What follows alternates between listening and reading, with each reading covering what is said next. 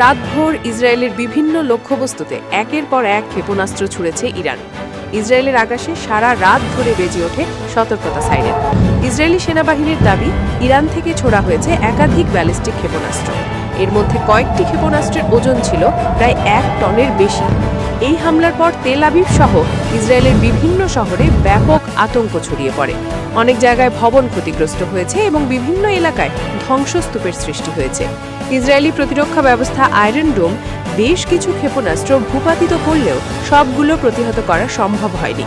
Israeli কর্তৃপক্ষ জানিয়েছে, হামলার পরপরই বহু এলাকায় জরুরি অবস্থা জারি করা হয় এবং বাসিন্দাদের নিরাপদ আশ্রয়ে যাওয়ার নির্দেশ দেওয়া হয়। এদিকে ইরান বলছে, এই হামলা তাদের প্রতিশোধমূলক অভিযান। তাদের দাবি, ইসরায়েলের সাম্প্রতিক সামরিক অভিযানের জবাব দিতেই এই ক্ষেপণাস্ত্র হামলা চালানো হয়েছে। বিশেষজ্ঞদের মতে, মধ্যপ্রাচ্যে ইরান ও ইসরায়েলের মধ্যে উত্তেজনা নতুন মাত্রা পেয়েছে। এই সংঘাত আরও বিস্তৃত আকার নিতে পারে বলে আশঙ্কা করা হচ্ছে। Shamima Afrin, modern news.